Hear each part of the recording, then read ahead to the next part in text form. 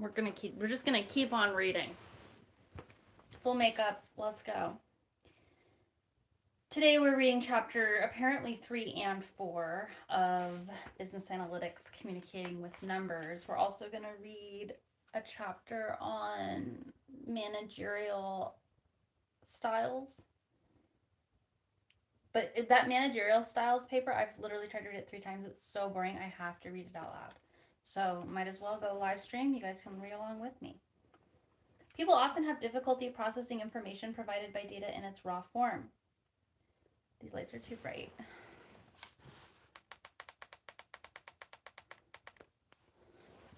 Better. Can't see shit. I was staring at the lights. Hang on, let me let my eyes adjust. Isn't it amazing our eyes can adjust? When I close them, I still see the lights. That's how bright they are.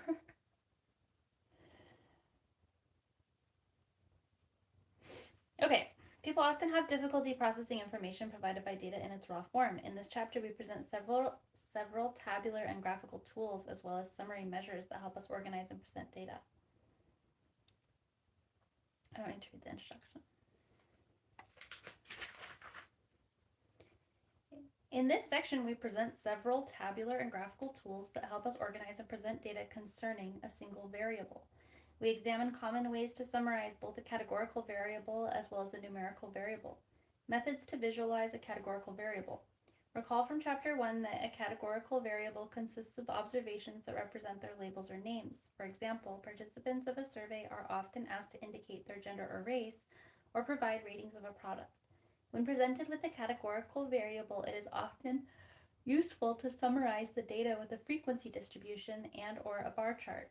We first discuss the construction of a frequency distribution. Consider the following example. A frequency distribution for a categorical variable. Suppose the human resource department of a large technology company maintains relevant personnel information regarding each employee's personality type based on the Myers-Briggs assessment. The Myers-Briggs assessment breaks down personality types into 4 categories: analyst, diplomat, explorer, and sentinel. Table 3.2 shows a portion of the Myers-Briggs assessment results for 1,000 employees. The Myers-Briggs variable is a categorical variable that is of a nominal scale, and the observations in Table 3.2 merely represent tables. Data presented in this format, that is, the raw form, are very difficult to interpret. Converting the raw data into a frequency distribution is often the first step in making the data more manageable and easy to access. Yeah, the Britney Spears biography is getting really good. We're learning about her rise to stardom. And the data attributed to that. As shown in Table 3.3, the categories of the variable form the first column of frequency distribution. When we then record the number of employees that fall into each category, we can readily see from Table 3.3 that the explorer personality type occurs with the most frequency, while the analyst personality type occurs with the least frequency. In some applications, especially when comparing data sets of differing sizes, our needs may be better served by focusing on the relative frequency for each category rather than the frequency by sample size. We can easily convert relative frequencies into percentages by multiplying by 100. Table 3.3 shows that 40.4% of the employees fall into the explorer personality type. A frequency distribution for a categorical variable groups data into the categories and records the number of observations that fall into each category. The relative frequency for each category equals the proportion of observations in each category.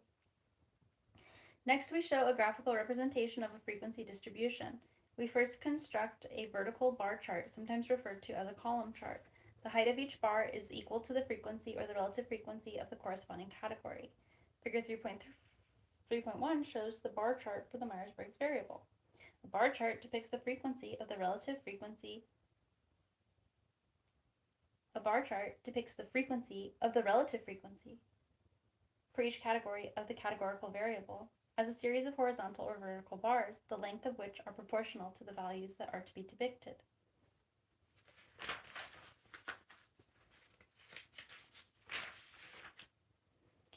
Method to visualize a numerical value. With a numerical value, each observation represents a meaningful amount or count. The number of patents held by pharmaceutical firms, count, and household incomes, amount, are examples of numerical variables. Although different in nature from a categorical variable, we still use frequency distribution to summarize a numerical value. Frequency distribution for a numerical value. When we constructed a frequency distribution for a categorical variable, the raw data would be categorized in a well-defined way. We simply counted the number of observations in each category. For a numerical variable, instead of categories, we construct a series of intervals, sometimes called classes. We must make certain decisions about the number of intervals as well as the width of each interval. When making these decisions, we consider the following guidelines. Intervals are mutually exclusive. For example, suppose the first two intervals of a distribution are defined as less than 300, x equal to or greater than 400, and less than 400, x equal to or greater than 500, where x is the value of an observation. If x equals 400, then it would fall into the first interval. In other words, intervals do not overlap, and each observation falls into one and only one interval. The total number of intervals in a frequency distribution usually ranges from 5 to 20. Smaller datasets tend to have fewer intervals than larger datasets. Recall that the goal of constructing a frequency distribution is to summarize the data in a form that accurately depicts the group as a whole. If we have too many intervals, then this advantage of the frequency distribution is lost. Similarly, if the frequency distribution has too few classes, then considerable accuracy and detail are lost. Intervals are exhaustive. The total number of intervals covers the entire sample for a population. Interval limits are easy to recognize and interpret. For example, the intervals of greater than negative 10x and less than or equal to 0, oh my god, I'm not even going to try, are preferred to the intervals. It's basically saying like use round numbers. Also, a starting point for approximating the width of each interval, we often use the formula largest observation, smallest observation over number of intervals. For a numerical value, a frequency distribution groups data into intervals and records the number of observations that falls into each interval. The relative frequency for each interval equals the proportion of observations in each interval. This is such a simple concept that is described in the most ridiculous manner. The growth variable from the introductory case is a numerical variable. Honestly, so much of academia is just circle jerking yourself because you like to use big words. It does not need to be this complicated. The growth variable from the introductory case is a numerical variable because the data reflect annual returns in percentage for Fidelity's Growth Index Mutual Fund from 1984 to 2018. Here we will create a frequency distribution with 6 intervals. The minimum and maximum observations for the growth variable are negative 40.9 and 79.48, respectively. Obtaining summary measures will be discussed in section 3.4. Using the approximation formula to find the width of each interval, we calculate 79.48 minus negative 40.9 divided by 6 equals 20.0633. However, intervals with a width of 20.0633 would not have limits that are easily recognizable. For this reason, we will define the lower limit of the first intervals as negative 50 and have each interval be of width 25. That is negative 50 to negative 25 to 0, where x is the annual return. As shown in Table 3.6, the data are more manageable using a frequency distribution, but some detail is lost because we no longer see the actual observations. From the frequency distribution, we can now readily observe that the most likely return for a growth variable is between 0 and 25%. There were 17 observations in this interval. We also note that no observations fall between 50 and 75%, and only one observation falls between 75 and 100%. We will see later that this observation is called an outlier. Summarizing the values in the frequency column shows that the sample size, or n, is 35. The relative frequency for each interval is again calculated by dividing the frequency by the sample size. As before, a relative frequency can be converted into a percentage by multiplying by 100. The third column of Table 3.6 shows that 48.57% of the returns for the growth variable fell between 0 and 25. Is this table interesting to you? Do you need to see this table? A histogram. Next, we show a graphical representation of a frequency distribution. For numerical data, a histogram is essentially the counterpart to the vertical bar chart we use for categorical data. When constructing a histogram, we typically mark off the interval limits among the horizontal axis. The height of each bar represents either the frequency or the relative frequency for each interval. No gaps between the interval limits.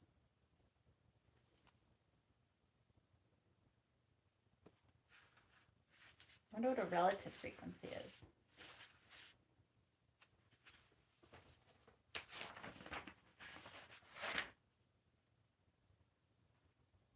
Like, what's the difference between a relative frequency and a frequency? The advantage of a visual display is we can quickly see where most of the observations tend to cluster, as well as the spread and shape of the data. We can see the annual returns for the growth variable range from -50 to 100%. Annual returns from 0 to 25 were the most likely, whereas annual returns of 50% were very unlikely. A histogram also provides information on the shape and distribution. In general, the shape of most distributions can be categorized as either symmetrical or skewed. A symmetric distribution is one that is a mirror image of itself on both sides of the center. That is, the location of values below the center correspond to those above the center. As we will see in Chapter 4, the smoothed histogram for many data sets approximates a bell-shaped curve, which is indicative of a well-known normal distribution. Figure 3.4 shows a histogram with a symmetrical distribution. If the edges were smooth, this histogram would look somewhat bell-shaped. If the distribution is not symmetric, then it is either positively skewed or negatively skewed. The long tail that extends to the right reflects the presence of a small number of relatively large values, and figure 3.4 shows a histogram with negatively skewed or skewed to the left distribution because it has a long. So positively skewed means they're closer to the front, and negatively skewed means they're closer to the back.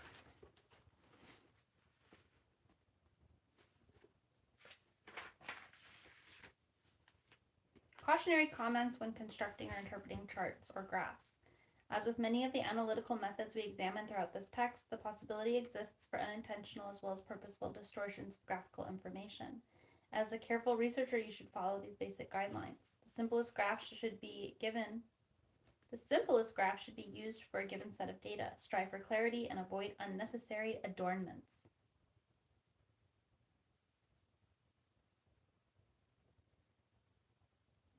I'll take it. Axes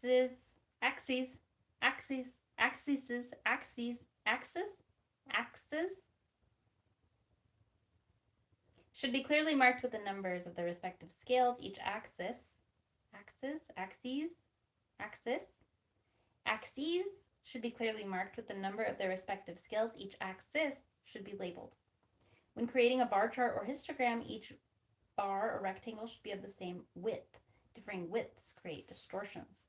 The vertical axis should not be given very high value as an upper limit. In these instances, the data may appear compressed so that an increase or decrease of the data is not as apparent as it perhaps should be.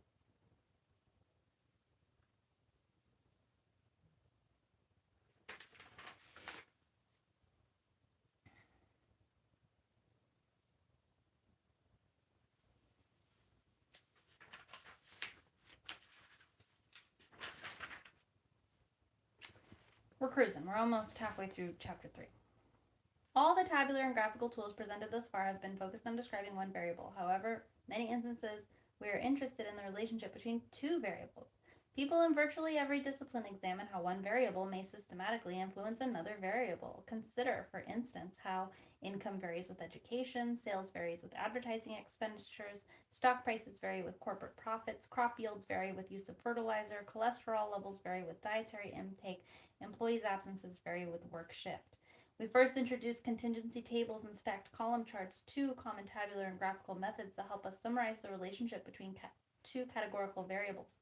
Then we show a scatter plot, which is a common graphical method that allows us to determine whether two numerical variables are related in some systemic way.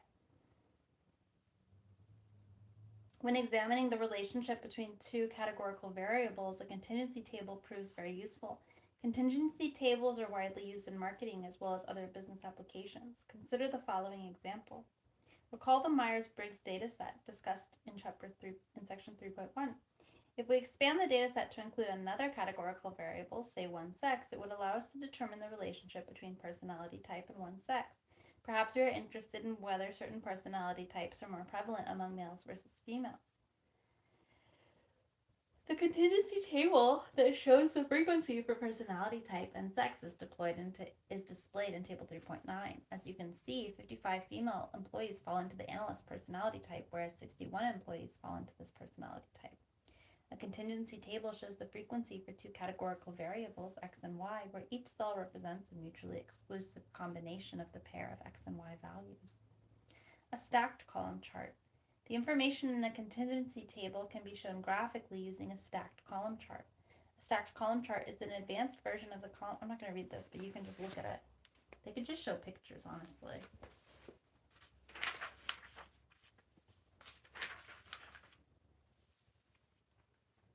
A stacked column chart is designed to visualize more than one categorical variable. It allows for the comparison of composition within each category. When examining relationship between two numerical variables, a scatter plot is a simple yet useful graphical tool.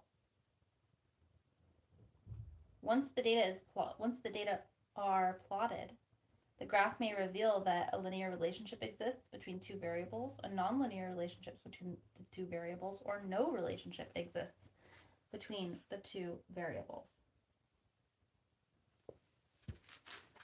This is easy stuff. A scatter plot is a graphical tool that helps in determining whether or not two numerical values are related in some systematic way. Each point in a scatter plot represents a paired observation for the two variables.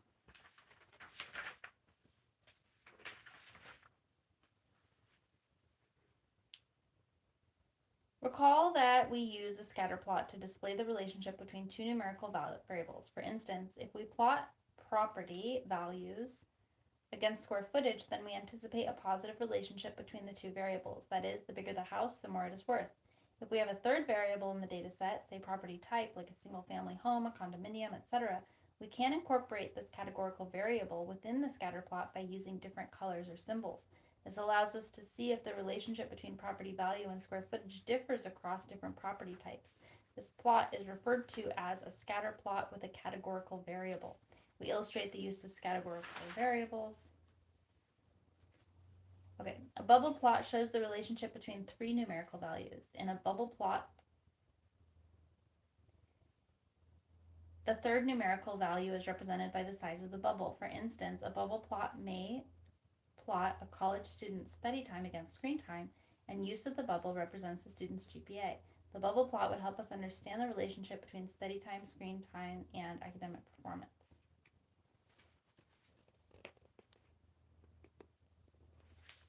It's a bubble plot.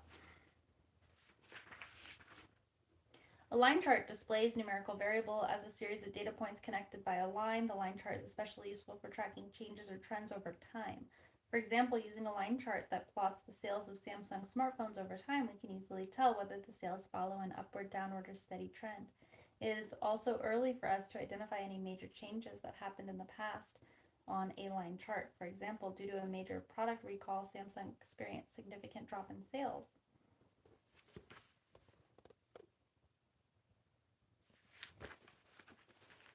A heat map is an important visualization tool that uses color or intensity to display a relationship between variables. Heat maps are especially useful to identify combinations of categorical variables that have economic significance. There are a number of ways to display a heat map, but they all share one thing in common. They use color to communicate the relationship between variables that would be harder to understand by simply inspecting the raw data. For example, we use a heat map to determine which products are the best or worst selling products at various stores, or show how the most or least frequently downloaded music genres across various music. Good luck if you're colorblind, I guess.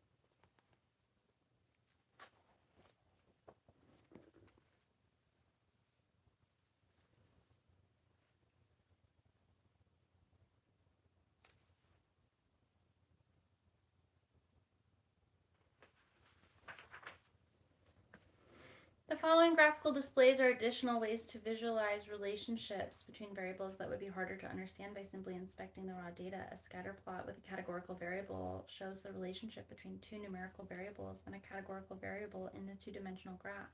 Categorical variable is typically represented by different colors for each category. A bubble plot shows the relationship between 3 numerical values in a 2-dimensional graph. A third numerical value is represented by size of the bubble. And a line chart shows the numerical variable as a series of data points connected by a line. It is especially useful for tracking trends or changes over time. A heat map uses intensity of color to display relationships between the variables. Heat maps are especially useful for identifying combinations of categorical variables that have economic significance. In addition to data visualizations discussed in this chapter, advanced software tools for constructing sophisticated, aesthetically pleasing, and interactive visualizations are available. Two popular advanced visualization tools include the ggplot2 package in R and Tableau. The ggplot2 package is one of the most popular graphical packages in R for producing elegant publication quality graphics. The package is created based on a set of concepts called the grammar of graphics, which breaks up graphs into data, aesthetics, and size, the geometric components. Tableau is a standalone data visualization software that has gained tremendous popularity for its attractive output, versatility, and ease of use. One of the key features of Tableau is its ability to extract data from a wide range of sources, from Excel files on a personal computer to Oracle databases on a cloud computing platform. The product is designed to allow users with little technical experience to develop attractive visualizations interactively and to drill down in the data for business insights. Users can easily switch between different visualizations to select the most compelling graphs for their storytelling. In addition, Tableau allows users to create interactive dashboards which can display real-time data to support business-making decisions.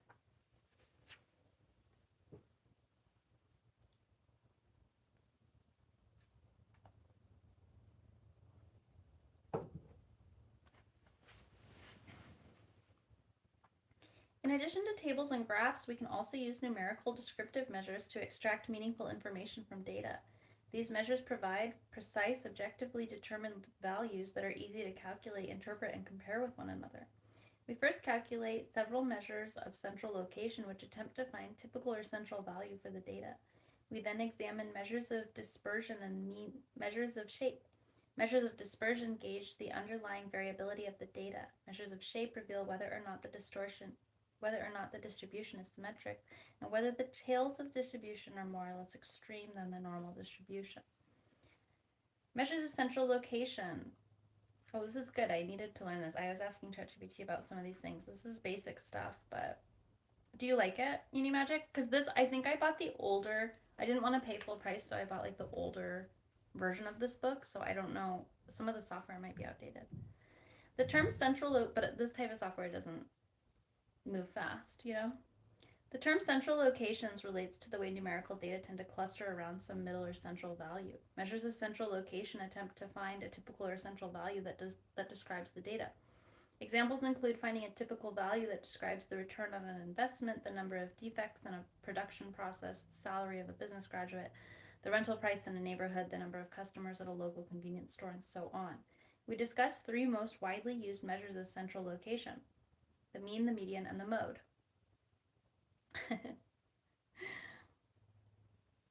Well, maybe it's not that good.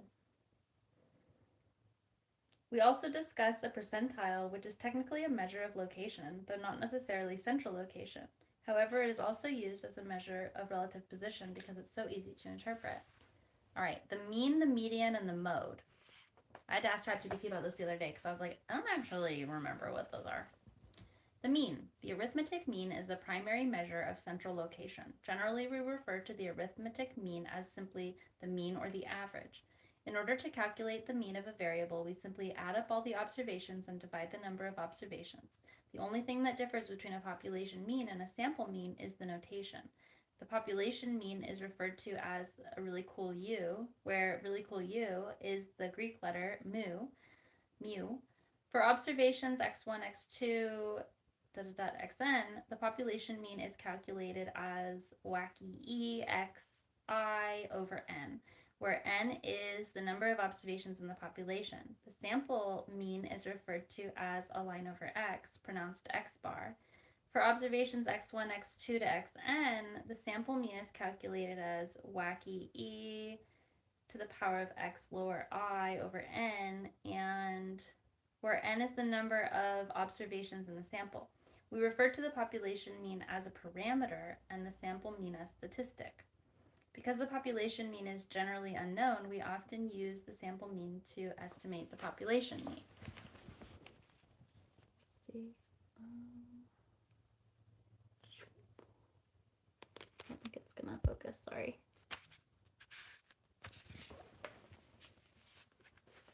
The median. The mean is used extensively in data analysis. However, it can give a misleading description at the center of the distribution in the presence of extremely small or large observations, also referred to as outliers. Because the mean can be affected by outliers, we often also, I keep changing my mind if I want to pronounce it outliers or outliers. I think I like outliers more. I just like the way it flows off the tongue. Because the mean can be affected by outliers, we often also calculate the median as a measure of central location. The median is the middle value of a data set that is an equal number of observations lie above and below the median. After arranging the data in ascending order, smallest to largest, we calculate the median as 1, the middle value if the number of observations is odd, or 2, the average of the two middle values if the number of observations is even. Many government publications and other data sources publish both the mean and the median in order to accurately portray a variable's typical value. If the mean and median differ significantly, then it is likely that the variable contains outliers. For instance, a 2017 U.S. Census Bureau determined that the median income for the American household was $61,000. However, the mean income was $86,000. It is well documented that a small number of households in the United States have income that is considerably higher than the typical American household income. As a result, these top-earning households influence the mean by pushing its value significantly above the value of the median. There's not that much math, but they're just talking about it. The mode of a variable is the observation that occurs most frequently. A variable can have more than one mode or even no mode. If a variable has one mode, then we say it is unimodal. If it has two modals, then it is commonly bimodal. If two or more modes exist, then the variable is multimodal. Generally, the mode's usefulness as a measure of central location tends to diminish for a variable with more than three modes. It doesn't even say what a mode is. A variable is the observation that occurs the most frequently. Oh, okay. Got it. If we want to summarize a categorical value, then the mode is the only meaningful measure of central location. We want to summarize a categorical variable. Okay. Got it. The mean is the most commonly used measure of central location. The population mean is denoted as cool U, and the sample mean is decoded as bar X. Is what they said it was called? X bar? X bar. One weakness of the mean is that it is unduly influenced by outliers. The median is the middle observation of the variable. That is, it divides the variable in half. The median is especially useful when outliers are present. And the mode is the most frequently occurring observation of the variable. A variable may have no mode or more than one mode. The mode is the only meaningful measure of a central location for a categorical variable.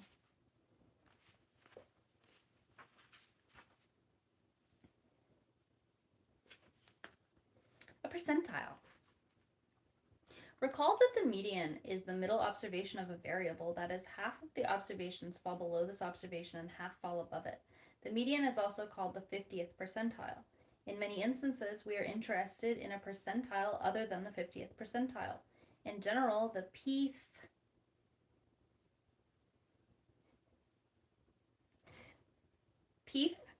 percentile divides a variable into two parts. Approximately p% of the observations are less than the pth percentile. I know I'm saying these things wrong. There's no indication of how to say it. Approximately 100 minus p% of the observations are greater than the pth percentile. A percentile is technically a measure of location. However, it is also used as a measure of relative position because it is so easy to interpret. So easy. For example, suppose you obtained a raw score. Suppose you obtained a raw score of 650 on the math portion of the SAT, whereas scores range from 200 to 800. It may not be readily apparent to you how you did relative to the other students that took the test. However, if you know that the raw score corresponds to the 75th percentile, then you know that approximately 75% of students had scores lower than your score, and approximately 25% of students had scores even higher than your score. Earlier, we found that the median of the 50th percentile for the growth mutual fund was 14.44%. When we calculate the 25th and the 50th and the 75th percentiles for a variable, we have effectively divided the data into 4 equal parts or quarters. Thus, the 25th percentile is also referred to as the first quartile, the 50th percentile is referred to as the second quartile, Q2, and the 75th percentile is referred to as the third quartile, Q3. Software packages like Excel and R use different algorithms to calculate percentiles. However, with larger sample sizes, the differences, if any, tend to be negligible when calculating the pth percentile in Excel. We can use percentile.inc function. The corresponding command in R is the quantile function. These functions are summarized in table 3.1. However, when we use the summary function in R, all quartiles are reported. In general, the pth percentile divides a variable into 2 parts. Approximately p% of the observations are less than the pth percentile. Approximately 100 minus p% of the observations are greater than the pth percentile. You get this like weight and height charts, like my kid, his pediatrician will give us a chart and it'll tell him like what, like he's in like the, 70 or 80th percent of like height or weight or something, While measures of central location reflect typical or central value of a variable, they fail to describe the underlying dispersion of a variable. While measures of central location reflect the typical or central value of a variable, they fail to describe the underlying dispersion of the variable. We now discussed several measures of dispersion that gauge the variability of a data set. Each measure is a numerical value that equals 0 if all observations are identical and increases the observations to become more diverse. The range is the simplest measure of dispersion. It is the difference between the maximum and minimum observations of a variable. The range is not considered a good measure of dispersion because it focuses solely on the extreme observation and ignores every other observation of a variable.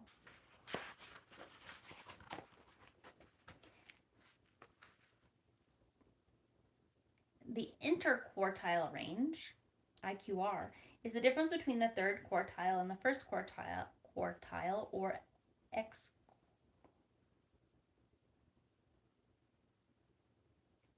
I have never seen this word before. It's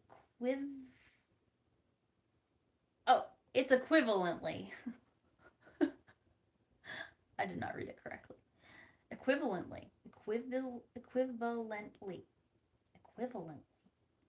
So weird that was hard for me. The interquartile range, IQR, is the difference between third quartile and the first quartile, or equivalently.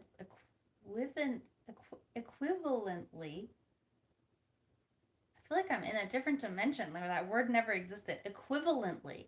Equivalent. That's so weird. It's not that common. Equivalent. Equivalently.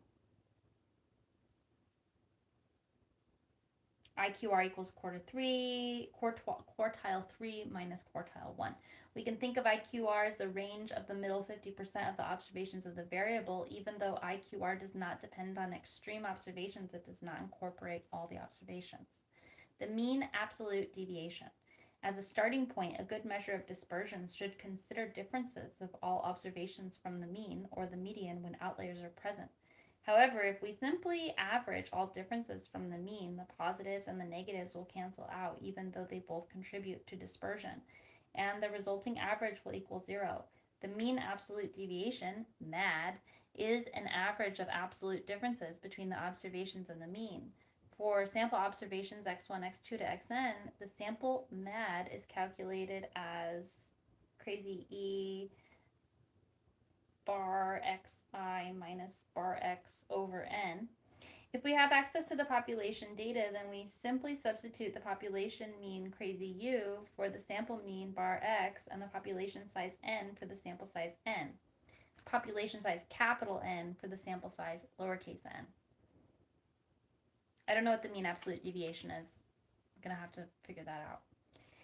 The variance and the standard deviation. The variance and standard deviation are the two most widely used measures of dispersion. Instead of calculating the average of the absolute difference from the mean, as in MAD, we calculate the average of squared differences from the mean. The squared differences means the squaring of differences from the mean emphasizes larger differences more than smaller ones. MAD weighs large and small differences equally. The formula for the variance, I don't know, man. Measures of dispersion can be summarized as follows. The range is the difference between the maximum and the minimum observations. The main weakness of the range is that it ignores all observations except the extremes. The interquartile range, IQR, is the difference between the third quartile and the first quartile. The measure does not rely on the extreme observations. However, it does not incorporate all observations. The mean absolute deviation, or MAD, is an average of the absolute differences between the observations and the mean. And the variance is an average of the squared differences between the observations and the mean. The standard deviation is the positive square root of the variance. I don't know anything about squared numbers. There was this kid I went to daycare with. He was like 8 years old, and you could ask him the square root of any number or the cube of any number. He would just know it. And I've never even understood what that is. I kind of do. I've got it down with like what 3 is, like 3. I could do, like 3. I understand a little bit. Do I understand how to apply squared differences for variances to find averages? No. An application using the mean and standard deviation in the Sharpe ratio. In general, investments with higher returns also carry higher risk. Investments include financial assets such as stocks, bonds, and mutual funds. The average return represents an investor's reward, whereas variance or equivalently, why is that word so hard for me? Equivalently, standard deviation corresponds to risk. Nobel laureate William Sharpe developed what he originally called the reward to variability ratio.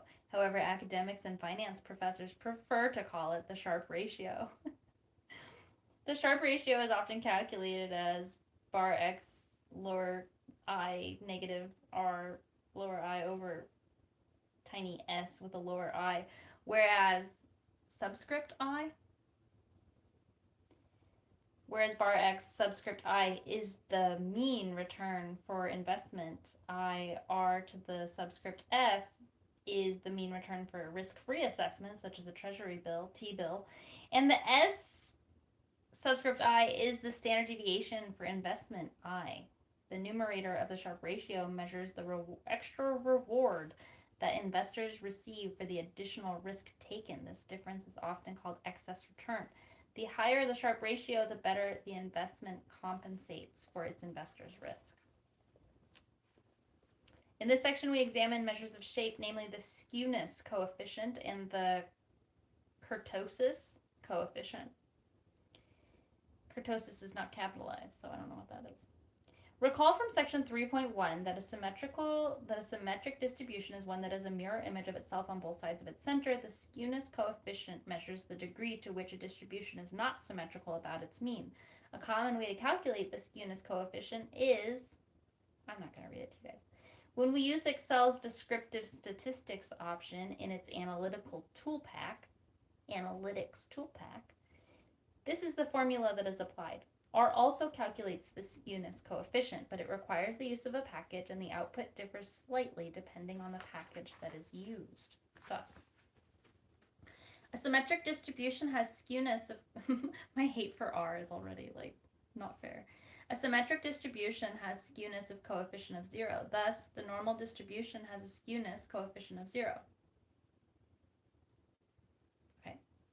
A positively skewed distribution has a positive skewness coefficient, whereas a negatively skewed distribution has a negative skewness coefficient. If two return distributions are the same except for skewness, for example, they have the same mean and standard deviation, investors would prefer the distribution with the positive skewness because the distribution implies a greater probability of extremely large gains. The kurtosis coefficient is a summary measure that tells us whether the tail of the distribution is more or less extreme than the normal distribution. A distribution that has tails that are more extreme than the normal distribution is leptokurtic, lepto from the Greek word slender, and a return distribution is often leptokurtic, which means that its tails are longer than the normal distribution, implying the existence of outliers. If a return distribution is in fact leptokurtic, we assume that it is normally distributed in statistical models, then we will underestimate the likelihood of a very bad or very good return. A platykurtic, platy from the Greek word broad, distribution is one that has shorter tails or tails that are less extreme than the normal distribution. The kurtosis coefficient of a normal distribution is 3.0. A common way to calculate the kurtosis coefficient is to the power of 4. Many statistical packages report that excess kurtosis, which is calculated as the kurtosis coefficient minus 3, obviously. Thus, a normal distribution has an excess kurtosis equal to 0. Excel calculates excess kurtosis when we use the descriptive statistics option in its analysis toolpack. R also calculates the kurtosis coefficient, but again, it requires the use of the package, and the output varies depending on the package used. Measures of shape can be summarized as follows. The skewness of the coefficient measures the degree to which a distribution is not symmetric about its mean. A symmetric distribution has a skewness coefficient of 0. A positively, negatively skewed distribution has a positive or negative skewness coefficient. The kurtosis coefficient measures whether the tails of a distribution are more or less extreme than the normal distribution. Because the normal distribution has a kurtosis coefficient of 3, it is common to calculate the excess kurtosis of a distribution as the kurtosis coefficient minus 3. Measures of association. The covariance. An object numerical measure that reveals the direction of the linear relationship between two variables is called the covariance. Like variance, the formula for the covariance depends on whether we have a sample or a population. The sample covariance is denoted as sexy. It's S subscript XY. It's calculated as boop, boop, boop. The population covariance denoted as swoopy. 06 subscript XY is calculated as over the power over n. The value of the covariance can be negative, positive, or 0. If the covariance is negative, then x and y have a negative linear relationship. If the covariance is positive, then x and y have a positive linear relationship. If the covariance is 0, then x and y have no linear relationship. The covariance is difficult to interpret because it is sensitive to the units of measurement. That is, the covariance between two variables might be 100, and the covariance between two other variables might be 100,000. Yet, all we can conclude is that both sets of variables have a positive linear relationship. We cannot comment on the strength of the relationships. The correlation coefficient. An easier measure to interpret is the correlation coefficient. It describes both the direction and strength of the linear relationship between x and y. The sample correlation coefficient, denoted as r to the subscript xy, is calculated as sexy over c, where sexy denotes a sample covariance and sex and c, s to the subscript x and s to subscript y, denote the sample standard deviations of the variables x and y respectively. The population correlation coefficient, denoted as weird p subscript xy, the Greek letter rho, is calculated as, I can't read this out loud, you guys. I don't know what any of these symbols are. The correlation coefficient is unit free because the units in the numerator cancel those in the denominator. the value of the correlation coefficient falls between -1 and 1. Well, that I can wrap my head around. If the correlation coefficient, I don't even know what a coefficient is.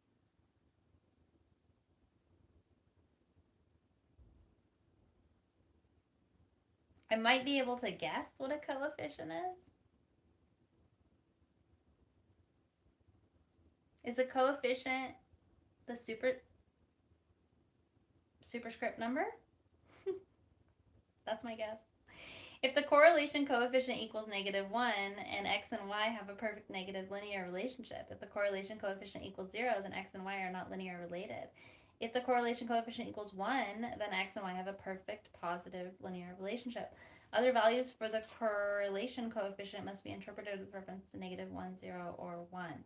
For instance, a correlation to a coefficient equals -0.80 indicates a strong negative relationship, whereas a correlation coefficient to 0.12 indicates a weak positive relationship. The covariance between two variables x and y indicates whether they have a negative linear relationship or a positive linear relationship or no linear relationship. The correlation coefficient between two variables x and y indicates the direction and strength of the linear relationship. Might need to review that. I hope it's not on any tests. Extremely large or small observation. God, these chapters are so long.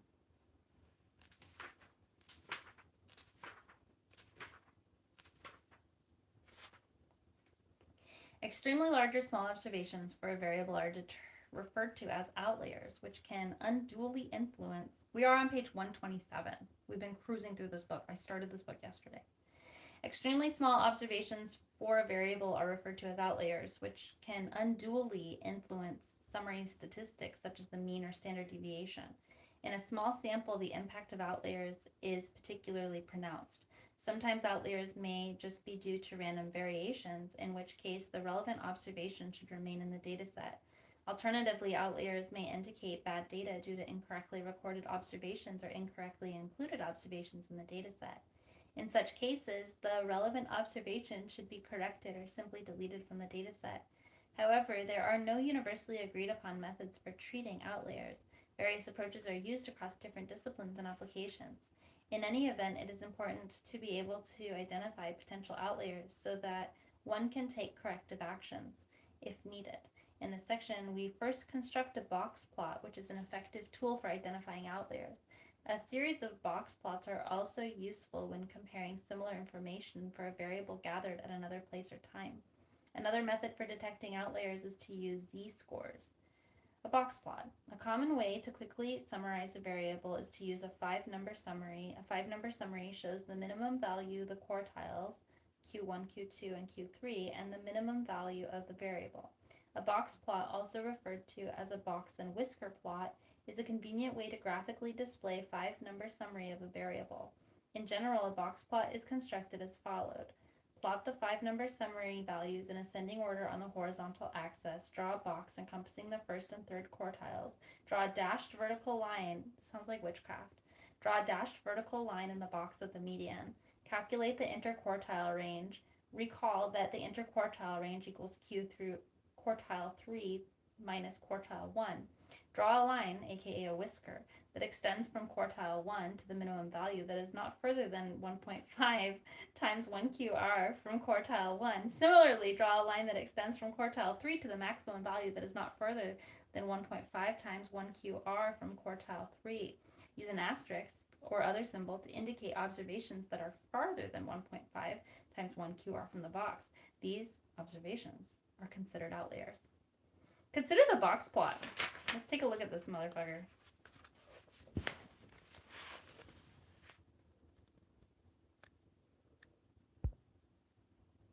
That's a box plot. Box and whisker. Similarly, if the median is right of center and the left whisker is longer than the right whisker, then the distribution is negatively skewed. If outliers exist, we need to include them when comparing the lengths of the left and right whiskers. We note that the median is located to the left of the center and that an outlier exists on the right side. Here the right whisker is longer than the left whisker and the outlier. Thank God we have AI now. You know what I mean? Like, shout out to all these autistic people who figured this stuff out. Because what? It's wild. Like, you're just sitting around, you're like, I'm gonna invent a way to determine skewability, like an easy to visualize. That's amazing. Whoever invented this was on one. Here the right whisker is longer than the left whisker, and if the outlier is included, then the right whisker becomes even longer. This indicates that the underlying distribution is positively skewed. However, unfortunately, Excel does not provide a simple and straightforward way to construct a box plot. However, R does. Hi.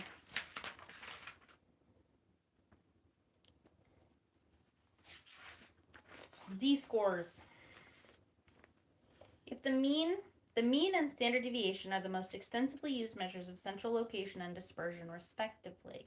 Unlike the mean, it is not easy to interpret the standard deviation intuitively. All we can say is that a low value for the standard deviation indicates that the observations are closer to the mean, while a high value for the standard deviation indicates that the observations are more dispersed from the mean. We will first use the empirical rule to make precise statements regarding the percentage of observations that fall within a specified number of standard deviations from the mean. We can then compute a z-score that measures the relative location of an observation and indicates whether it is an outlier. The empirical rule. If the observations are drawn from a relatively symmetrical and bell-shaped distribution, perhaps determined by an inspection of a histogram, then we can make precise statements about the percentage of observations that fall within certain intervals.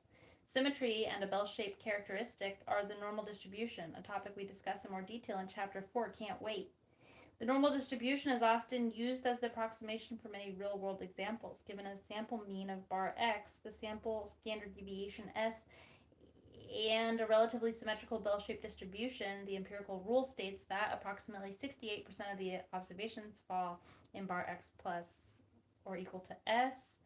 Approximately 95% of all observations fall between bar x or equal to or plus 2s, and almost all observations fall between the other interval. Once again, a picture can say it all. We all know about the bell curve. It is often instructive to use the mean and standard deviation to find the relative location of an observation. Suppose a student gets a score of 90% on her accounting exam. Why can't we just use there? Like, this whole book doesn't matter. Okay, well, the student's scores are identical in both classes. Her relative position in the classes may be quite different. What if the mean score was different in the classes? Even with the same mean scores, what if the standard deviation was different in the classes? Both the mean and the standard deviation are needed to find the relative position of this student in both classes. We use the z-score to find the relative position of an observation by dividing the difference of the observation from the mean by the standard deviation, or equivalently. A z-score is a unitless measure. It measures the distance of an observation from the mean in terms of standard deviations. For example, a z-score of 2 implies that the observation is 2 standard deviations from the mean. Similarly, a z-score of negative 1.5 implies that the observation is 1.5 standard deviations below the mean. Converting observations into z-scores is also called standardizing the observations. Standardization is a common technique used in data analytics when dealing with variables measured using different scales. We will revisit this topic in Chapter 8, Can't Wait. If the distribution of a variable is relatively symmetric and bell-shaped, we can also use the z-score to detect outliers. Because almost all observations fall within 3 standard deviations of the mean, it is common to treat observation as an outlier if its z-score is more than 3 or less than negative 3. Such observations must be reviewed to determine if they should remain in the data set. A box plot is a convenient way to graphically display the 5-number series. The 5-number summary of a variable. If outliers are present, then they are indicated as asterisks or another symbol that are further than 1.5 times 1QR from the box. The z-score measures relative position of observation within a distribution and is calculated as z equals x minus bar x over s.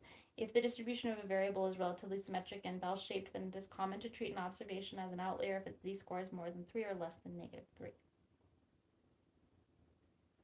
If you understand math, are you just sitting here like, oh yes, I understand all these relationships algorithmically, algebraically, that's what I meant to say.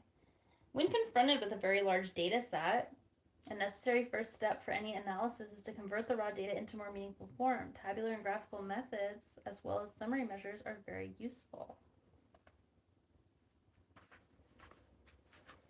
Hallelujah, jackpot. I have to read chapter 4 of this too. I'm going to have to do it in my head because I need to read these out loud to even understand them, but let's just try. Let's just try. Shout out my names, please.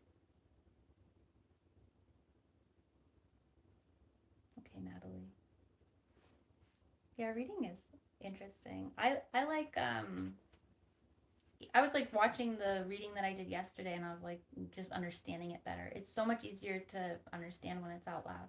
I was thinking I could probably like take a picture of it, put it into ChatGPT and have chat read it to me, but it's I could also use Google LM and like make a podcast about it, but I don't know. I don't have any tools. I would like someone just to read it to me, so I'm reading it to myself and you too at the same time, because why not? All right, we're in chapter 4, page 140. We're killing it. We are on probability concepts and probability rules. We are better prepared to deal with uncertainty. That's a great way to start off with a bang. If we know the probability that describes which events are likely and which are unlikely, a probability is a numerical value that measures the likelihood that an event occurs. The value is between 0 and 1, whereas the value of 0 indicates impossible events and the value of 1 indicates definite events. In order to definite an event, define. That doesn't make sense.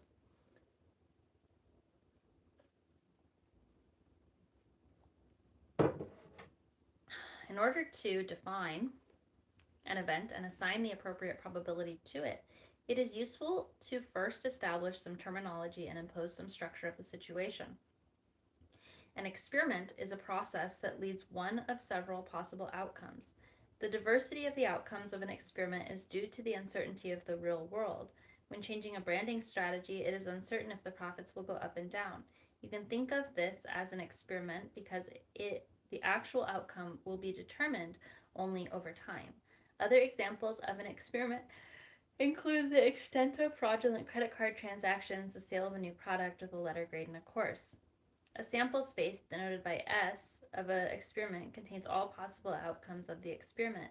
For example, suppose the sample space representing the letter grade in the course is given by S, A, B, C, D, or F.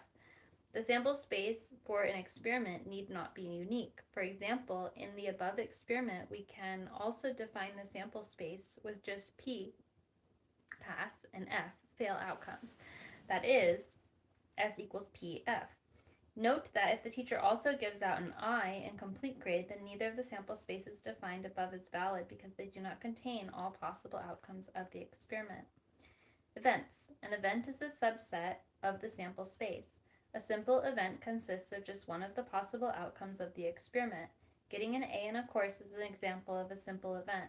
An event may also contain several outcomes of an experiment. For example, we can define an event as getting a passing grade in a course. This event is formed by the subset outcomes of A, B, C, and D. Events are considered exhaustive if they include all outcomes in the sample space. In the grade distribution example, the event of getting grades A and B are not exhaustive events because they do not include many feasible grades in the sample space. However, the events P and F, defined as pass and fail respectively, are exhaustive. Another important probability concept concerns mutually exclusive events. For two mutually exclusive events, the occurrence of one event precludes the occurrence of the other. Going back to the grade distribution example, while the events of getting good grades, A and B, are not exhaustive, they are mutually exclusive because you cannot possibly get an A as well as a B on the same course. Grades P and F, on the other hand, are both mutually exclusive and exhaustive. An experiment is a process that leads to one of several possible outcomes. A sample space, denoted S, of an experiment contains all possible outcomes of the experiment. An event is any subset of outcomes in the experiment, called a simple event if it contains a single outcome. Events are all exhaustive if all possible outcomes of an experiment belong to the events. Events are mutually exclusive if they do not share any common outcome of an experiment. For any experiment, we can define events based on one or more outcomes of the experiment and also combine events to form new events. The union of two events denoted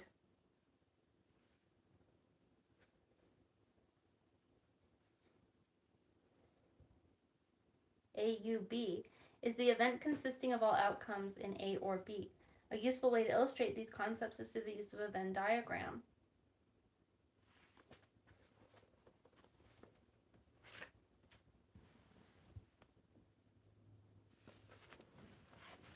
The intersection of two events denoted in A and B is the event consisting of all outcomes in A and B.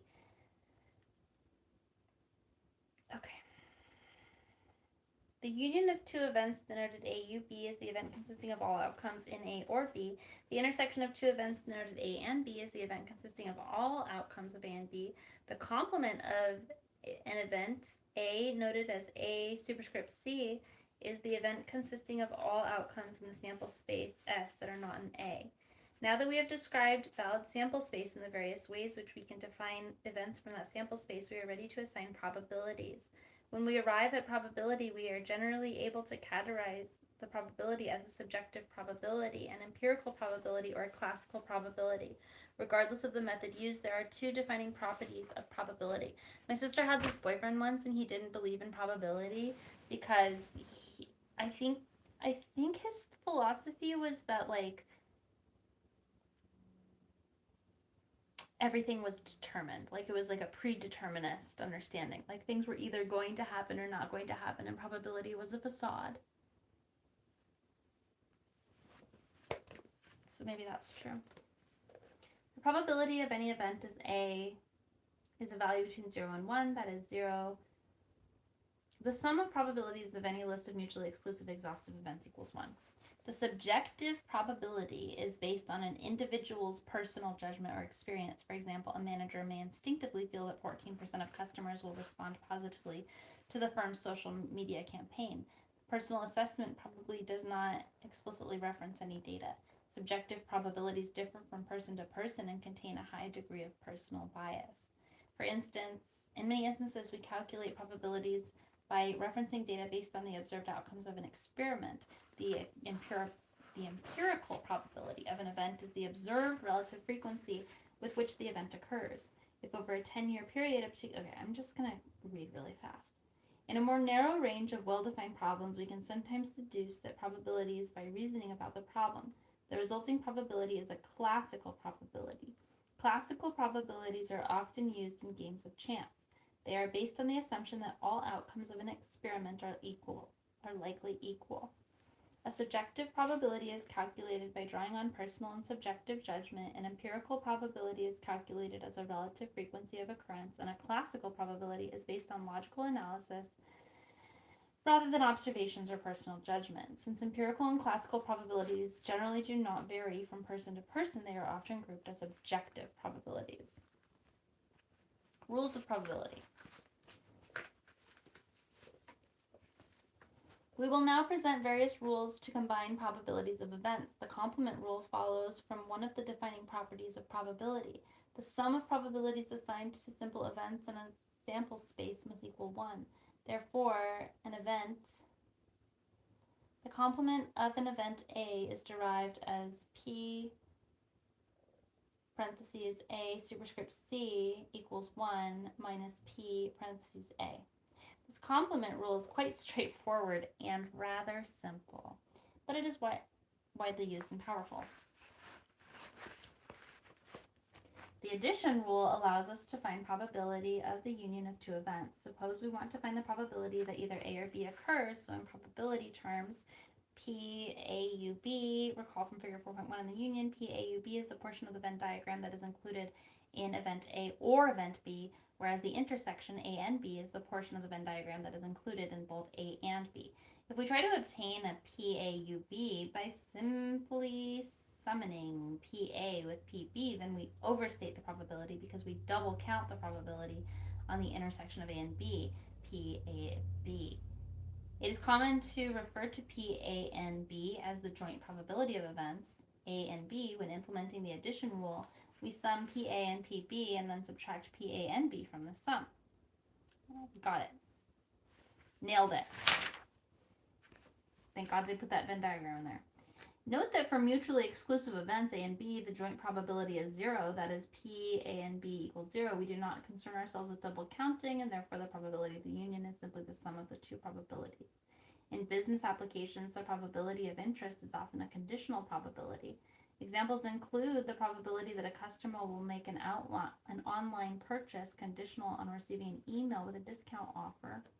Let's use an example to illustrate the concept of conditional probability. Suppose the probability that a recent business college graduate finds a suitable job is 0.80. The probability of finding a suitable job is 0.90 if the recent business college graduate has prior work experience. Here the probability of an event is conditional on the occurrence of another event. If A represents finding a job, B represents prior work experience, then PA equals 80.8, and the conditional probability is denoted as something 90. In this example, the probability of finding a suitable job increases from 0.8 to 0.9 when conditioned on prior work experience. In general, the conditional probability is greater than the unconditional probability.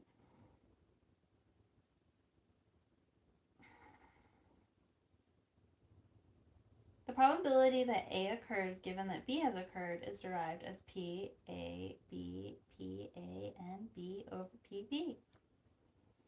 In some situations, we are interested in finding the joint probability, and we refer to it as the multiplication rule for probabilities. The joint probability of events A and B is derived as P, A, and B equals PAB, PB. Of particular interest to researchers is whether or not two events influence one another. Two events are independent if the occurrence of one event does not affect the probability of the occurrence of the other. Similarly, events are considered dependent if the occurrence of one is related to the probability of the other. We generally test for independence of two events by comparing the conditional probability of one event to the probability. If these two probabilities are the same, we say that two events A and B are independent. If the probabilities differ, then the two events are dependent. Two events A and B are independent. I can't read all this.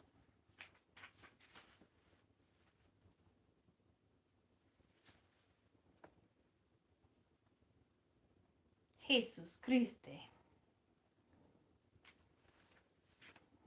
In this section, we present the two important rules in probability theory, the total probability rule and Bayes' theorem. The total probability rule is a useful tool for breaking up the computation of a probability into two distinct cases. Bayes' theorem uses this rule to update the probability of an event that has been affected by a new piece of evidence. Often in business, the probability of an event is not readily apparent from the given information. The total probability rule expresses the probability of an event in terms of joint or conditional properties. The total probability rule is also needed to derive Bayes' theorem. Bayes' theorem is a procedure for updating probabilities based on new information. The original probability is an unconditional probability called a prior probability, in the sense that it reflects only what we know now before the arrival of any new information. On the basis of new information, we update the prior probability to arrive at a conditional probability called the posterior probability. Suppose we know that 99% of the individuals who take a lie detector test tell the truth. Therefore, the probability of telling the truth is 0.99. Suppose an individual takes a lie detector test and the results indicate that that individual lied. Bayes' theorem updates a prior probability to compute a posterior probability, which is in the example essentially and conditional probability based on the information that the lie detector has detected a lie. In some instances, we may have to evaluate. We're getting deep into this, you guys. I can't read any of this to you, but this is what we're summarizing here. In the above formula, we have used Bayes' theorem to update the prior possibility to the posterior probability. Equivalently, we can use Bayes' theorem to update the prior probability to derive the posterior probability by interchanging the events A and B in the above formula.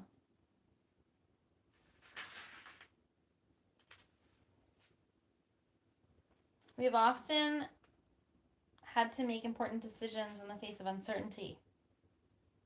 For example, a car dealership has to determine the number of cars to hold on its lot. Actually, I was hearing about the fact that nobody's buying new cars anymore. Crazy, right? Okay, a car dealership has to determine the number of cars to hold on its lot when the actual demand for cars is unknown. Similarly, an investor has to select a portfolio when the actual outcomes of investment returns are not known. This uncertainty is captured by what we call jumping timelines. No, I'm just kidding. Random variable. A random variable summarizes the outcome of an experiment with numerical values. It's called manifestation. You don't need any of this if you know how to manifest. We generally use the uppercase X to denote a random variable and the lowercase letter x to denote the value that X may assume. A discrete random variable assumes a countable number of distinct values and so on. A continuous random variable, on the other hand, is characterized by uncountable values with an interval. Unlike the case of a discrete random variable, we cannot describe the possible value of a continuous random variable X with a list, because the value is not in a list might also be possible. Why do you read the book? It's my homework. A random variable is, and I need to read it out loud to understand it, so I turn it on YouTube. A random variable is a function that assigns numerical value to the outcomes of the experiment. A discrete random variable assumes the countable number of distinct values. A continuous random variable, on the other hand, is characterized by uncountable values in an interval. I'm supposed to know what probability distribution, cumulative distribution function, and summary measures of discrete random variables are. But I honestly feel like this is getting out of my wheelhouse pretty fast.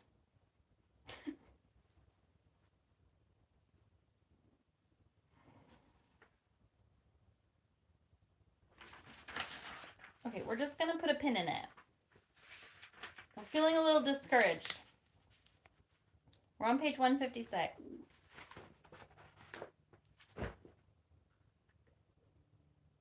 Yeah, I'm getting my MBA. I'll be right back. I have to grab my computer. Entertain yourselves. Talk amongst yourselves.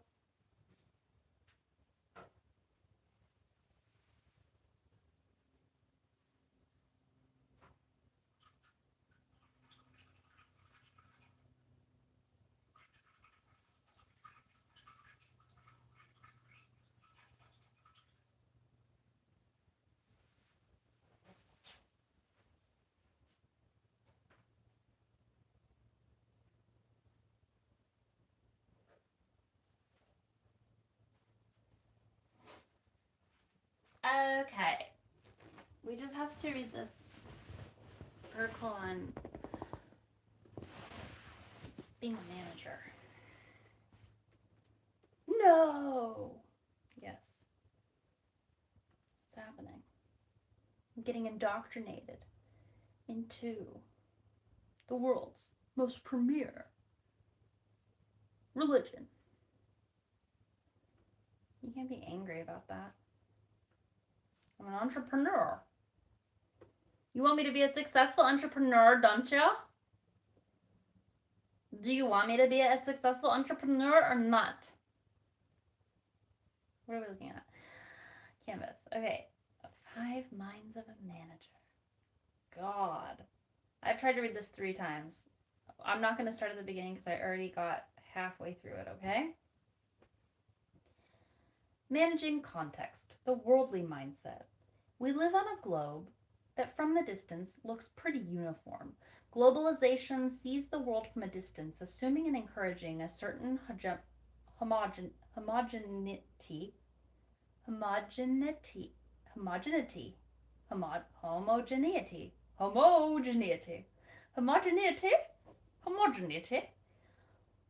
of behavior. Is that what we want from our managers? A closer look reveals something rather different. Far from being uniform, this world is made up of all kinds of worlds. Should we not then be encouraging our managers to be more worldly, more experienced in life, in both sophisticated and practical ways?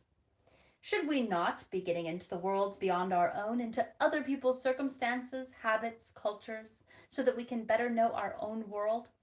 To paraphrase T.S. Eliot's famous words, should we not explore ceaselessly in order to return home and know the place for the first time? That to us is the worldly mindset. Being worldly does not require global coverage, just as global coverage does not a worldly mindset make.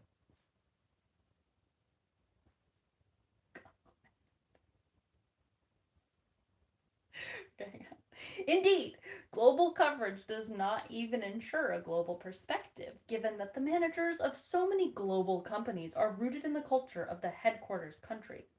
But there are companies that seem to be reasonably global as well as worldly. A Shell, perhaps?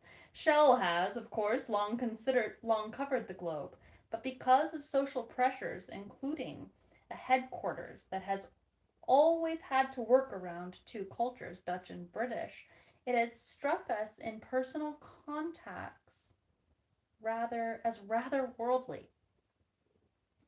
By this we mean that the company tailors and blends its parts across the world socially and environmentally as well as economically.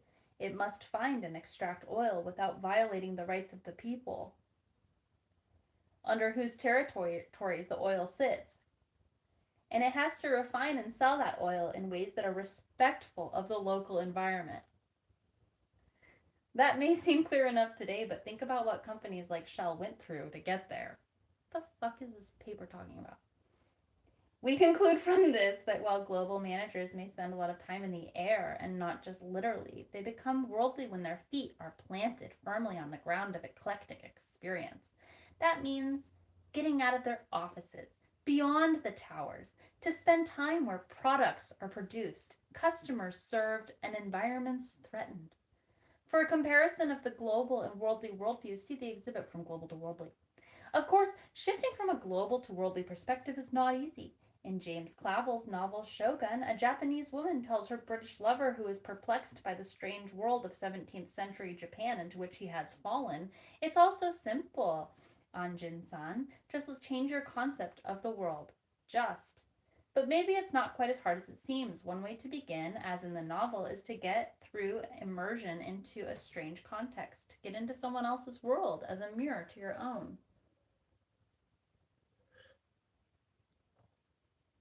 That is why we hold our program's model on the worldly mindset in India. For all but the Indian managers, India is not just another world, but in a sense otherworldly.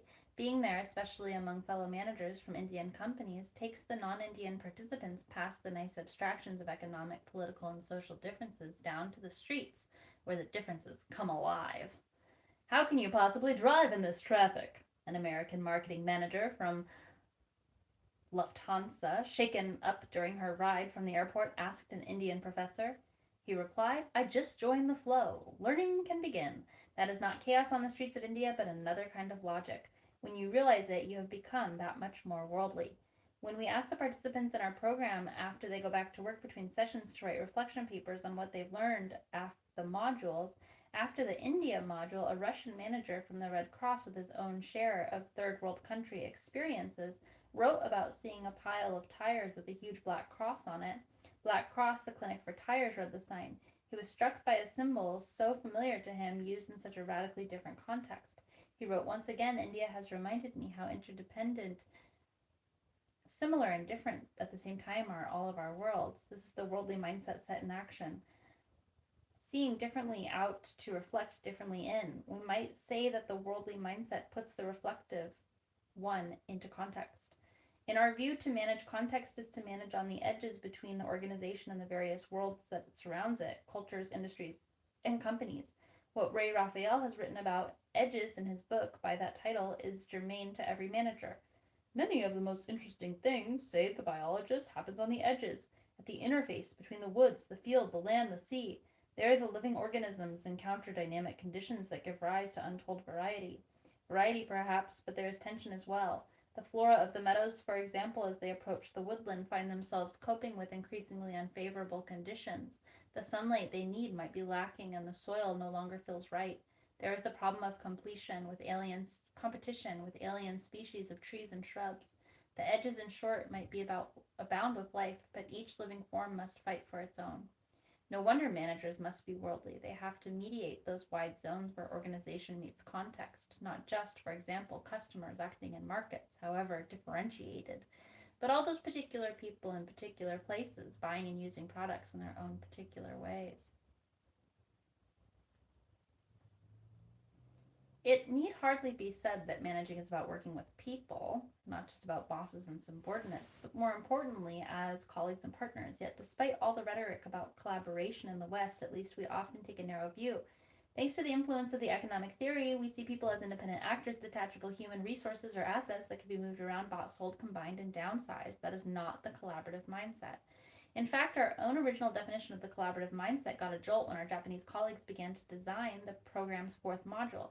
It had been called Managing People, but they pointed out that a truly collaborative mindset does not involve managing people so much as relationships among people, in teams and projects, as well as across divisions and alliances. Getting into a truly collaborative mindset means getting beyond empowerment, a word implying that people who know about the work must best somehow receive the blessing of their managers to do it, and into commitment. It also means getting away from the currently popular heroic style of managing and moving toward a more engaging style. Engaging managers listen more than they talk. They get out of their offices to see and feel more than they remain in them to sit and figure. By being worldly themselves, they foster collaboration among others, and they do less controlling, thus allowing other people to be in greater control of their own work. If I deem so that you do is the implicit motto of the heroic manager. Then for the engaging manager is we dream so that we do. Our Japanese colleague called this leadership in the background. It lets as many ordinary people as possible lead. When John Cotter was asked if the members of the Harvard Business School class of 1974, whose careers he followed in his book The New Rules, were team players, he replied, "I think it's fair to say that these people want to create the team and lead it to some glory as opposed to being a member of a team that's being driven by somebody else. That's not the collaborative mindset. Having to run the team may be necessary at times, although we suspect it is needed far less often than most people think, but it hardly represents a collaborative point of view, nor does it foster teamwork. Leaders don't do most of the things that their organization gets done. They do not even make them get done. Rather, they help and establish the structure, conditions, and attitudes through which things get done. And that requires a collaborative mindset. We talk a great deal about the network these days as teams, task forces, alliances, and knowledge work. Yet we picture managers on top. Well, then picture yourself on top of a network looking down on it. That puts you out of it. How can you possibly manage its relationships that way? To be in a collaborative mindset means to be inside, involved, and to manage throughout. But it has a more profound meaning too, to get management beyond managers, to distribute it so that responsibility flows naturally to whoever can take the initiative to pull things together. Think of self-managing teams, of skunk works, indeed. Think of who manages the World Wide Web. Imagine your organization as a chariot pulled by wild horses. That may be easy for you to do. These horses represent emotions as inspirations and motives of people in the organization. Holding a steady course requires as much skill as steering around a new direction. Philosophers, from Plato, have used this metaphor to describe the need to harness emotional energy. It works well for management too. An action mindset, especially at senior levels, is not about whipping the horses into a frenzy, careening hither and yon. It is about developing a sensitive awareness of the terrain, of what the team is capable of doing, and thereby helping to set and maintain direction, coaxing everyone along. Action and especially change need no introduction, of course. Everybody today understands the need for them. That's the problem. There is now an overwhelming emphasis on the action at the expense of reflection. The Red Cross Federation is unusual not in experiencing this problem, but in being aware of it. In addition, people are obsessed with change these days. We are told relentlessly that we live in times of great upheaval, that everything is changing, so we'd better get in a constant state of alert, change or else. Well, then look around. What do you see that has changed recently? Your clothing. Your grandparents wore cotton and wool. They too button buttons. Your car, it uses the same basic technology of the Model T. I think this paper is a little outdated. The airplane you're flying in, that technology is newer. The first commercial jet aircraft took flight in 1952. Your telephone, that has changed about 10 years ago, unless, of course, you are not using a cellular telephone. Our point is not that nothing is changing. No, something is always changing. Right now, it is information technology. But many other things are not changing at all. And these we do not notice, like buttons. We tend to focus on what is changing and conclude everything is. This is hardly a reflective mindset, and it is detrimental as well to the action mindset. We have to sober up to the reality that change is not pervasive and that the phenomena of change is not new. If the reflective mindset has to respect history, then the action mindset could use a little humility. Change has no meaning without continuity. There is a name for everything changing all the time: anarchy. It's not what that is. No one wants to live with that. Certainly no organization wishes to survive. Businesses are judged by the products they sell and the services they render, not the changes they make, so change cannot be managed without continuity. Accordingly, the trick in the action mindset is to mobilize energy around these things that need changing while being careful to maintain the rest. And make no mistake about it, managing continuity is no easier than managing change. Remember those wild horses. The dominant view of managing change is Cartesian. Action results from deliberate strategies, carefully planned, that unfold as a systematically managed sequence of decisions. That is the analytic mindset, not the action one. Monsanto went into genetically engineered agriculture with that approach. Its strategy worked out all in advance. With control of seed varieties and certain pesticides and fertilizers, it could bring an entire ecosystem to the market, and it had the research capacity and presence worldwide to do it. So it set about a series of brilliantly conceived acquisitions and effectively positioned the company to be the Microsoft of agribusiness. But the farmers and consumers weren't there. They were more enthusiastic about continuity at that point, and the plan collapsed. Change to be successful cannot follow some mechanistic schedule of steps, a formulation followed by implementation. Action and reflection have to blend in natural flow, and that has to include collaboration. Satish Kumar, the director of the Shoemaker Institute in the United Kingdom, put it nicely in the title of his latest book, You Are Therefore I Am, a Declaration of Dependence. We had better be reflectively collaborative as well as analytically worldly if we wish to accomplish effective change. Of course, energized action is necessary too, but that doesn't mean hyperactive or fiddling around endlessly with structure. It means, we're almost done, you guys, remaining curious, alert, and experimental. Change is a learning process, and so is maintaining course. We may think of stasis as the norm and change as the driven, but it doesn't have to be that way.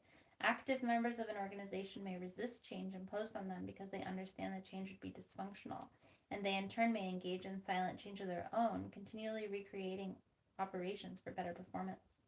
Clearly, these 5 mindsets do not represent hard and fast categories. We need distinct labels for them, but they obviously overlap, and they are more than mere words. They are more than metaphors too, but a metaphor can help us understand how they come together. Imagine the mindsets as threads and the manager as the weaver. Effective performance means weaving each mindset over and under the others to create a fine, sturdy cloth. You analyze, then you act. But does that not work as expected? So you reflect. You act some more, then you find yourself blocked, realizing you cannot do it alone. You have to collaborate. But to do that, you have to get into the world of others. Then more analysis follows to articulate the new insights. Now you act again, and so it goes. The cloth of your efforts form. But one piece of cloth is not enough. An organization is a collective entity that achieves common purpose when the cloths of various managers are sewn together into useful garments. When the organization's managers to collaborate combine their reflective actions in an analytical and worldly way. We have been emphasizing the need for all managers to get deeply into all 5 mindsets, but managers naturally tilt one to another depending on their situation and personal inclinations. Some people are more reflective than others, some more action-oriented, some more analytical, and so on. Finance and marketing have their share of calculating managers, lots of analysis. Salespeople can sometimes be a bit too worldly, and those from HR are a little too enthusiastic about collaboration. So the weaving has to be collaborative too, like the sewing, as managers come together to understand one another and combine their strengths. Companies have been quite concerned about seamlessness in recent years, yet we all appreciate seams that are nicely sewn, just as we appreciate mindsets that are nicely combined. Effective organizations tailor handsome results of the woven mindsets their managers. I have a spreadsheet here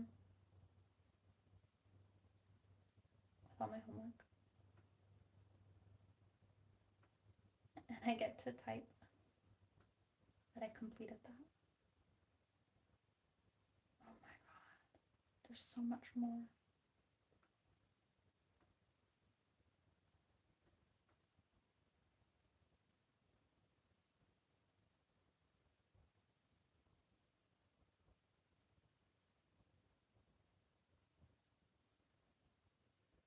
This is like 20 pages long. Okay, hang on.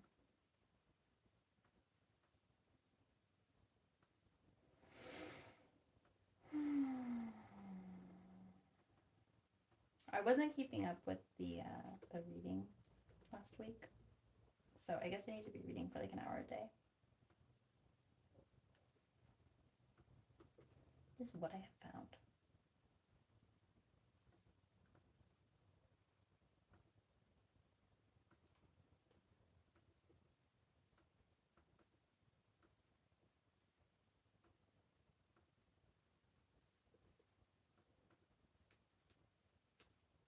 Okay.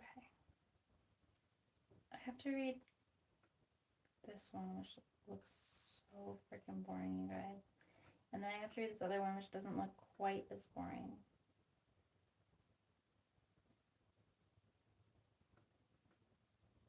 That one's called Long. Okay. We'll read this one. And then I think we're going to be done. I just can't read out loud for hours all day. So you study business? Yes, I'm studying business. These readings we're currently doing are for a class called Organizational Behavior. It's a psychology-oriented business class about organizational behavior. This is the introduction to Malcolm Gladwell's book, Blink, which I've always wanted to read. So that's why I'm okay with reading it.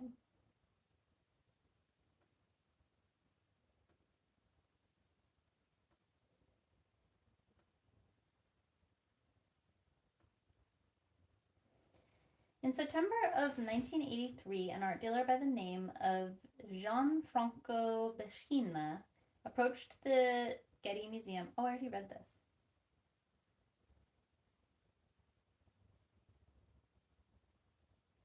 I actually did already read this.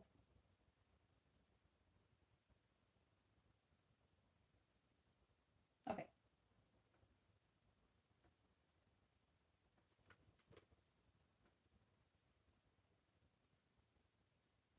Did I read 3? I think so.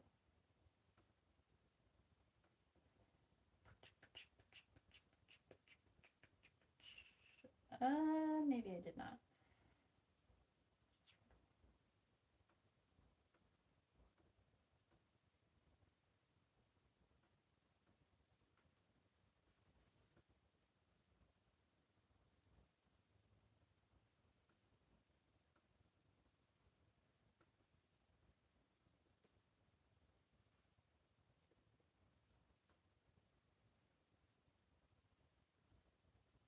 I don't have my database book yet, so I can't read that. Oh, okay. I'm just gonna have to read some tomorrow because I just can't read anymore, you guys. I can't read anymore. We'll start this boring one. I don't know, I'm missing one of them too. I think it's probably in my...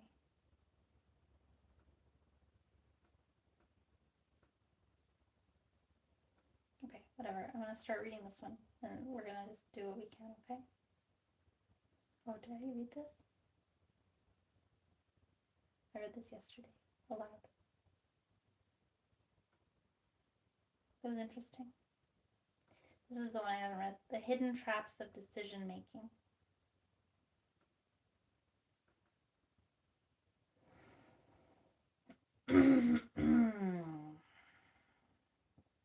Before deciding on a course of action, prudent managers evaluate the situation confronting them.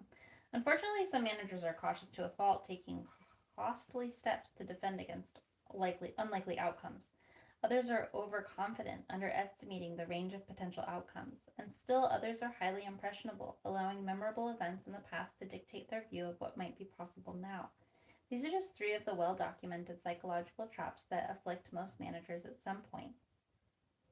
Still more pitfalls distort reasoning ability, or cater to our own biases.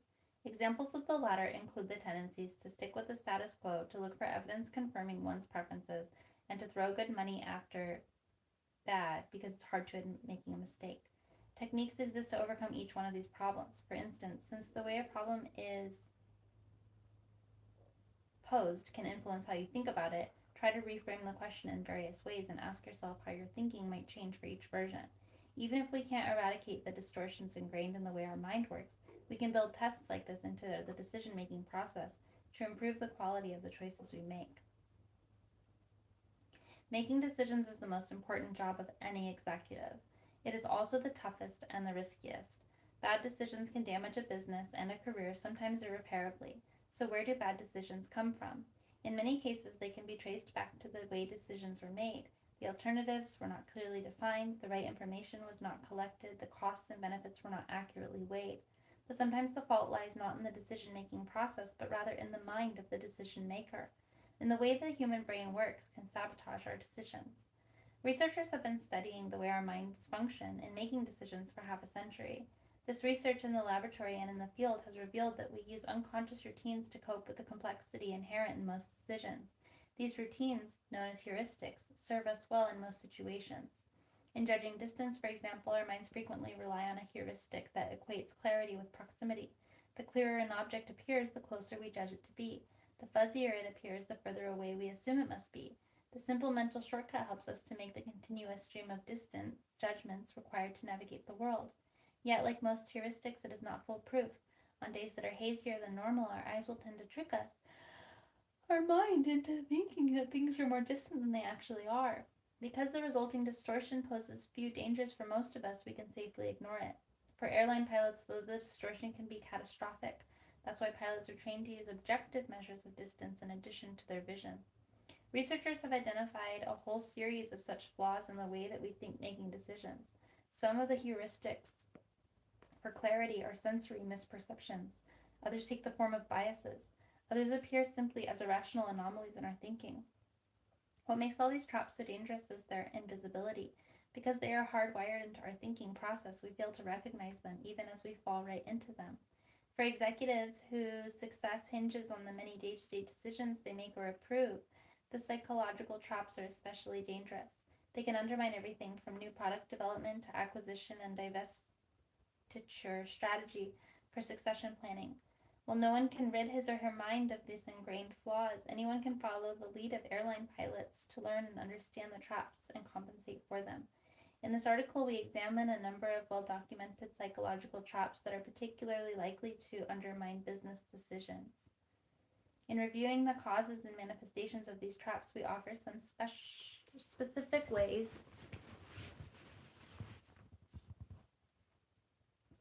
managers can guard against them. It's important to remember, though, that the best defense is always awareness. Executives who attempt to familiarize themselves with these traps and the diverse forms they take will be better able to ensure that the decisions they make are sound and that the recommendations proposed by subordinates or associates are reliable. The anchoring trap. How would you answer these two questions? Is the population of Turkey greater than 35 million? And what is your best estimate of Turkey's population? If you're like most people, the figure of 35 million cited in the first question, a figure we chose arbitrarily, influenced your answer to the second question. That's anchoring. Anchors take many guises. They can be as simple and seemingly innocuous as a comment offered by a colleague or a statistic appearing in the morning newspaper. They can be as insidious as a stereotype about a person's skin color, accent, or dress. In business, one of the most common types of anchors is a past event or trend. A marketer attempting to project sales onto a product for the coming year often begins looking at the sales volumes for past years. The old numbers become anchors, which the forecaster then adjusts based on other factors. This approach, while it may lead to a reasonably accurate estimate, tends to give too much weight to the past events and not enough weight to the other factors. In situations characterized by rapid changes in the marketplace, historical anchors can lead to poor forecasts and, in turn, misguided choices. Because anchors can establish the terms on which a decision will be made, they are often used as a bargaining tactic by savvy negotiators. Consider the experience of a large consulting firm that was searching for new office space. I did already read this. The status quo trap. I'm done. We're relaxing for the rest of the day. If you didn't see Cam Church, go watch it. It's so good. Uni bless.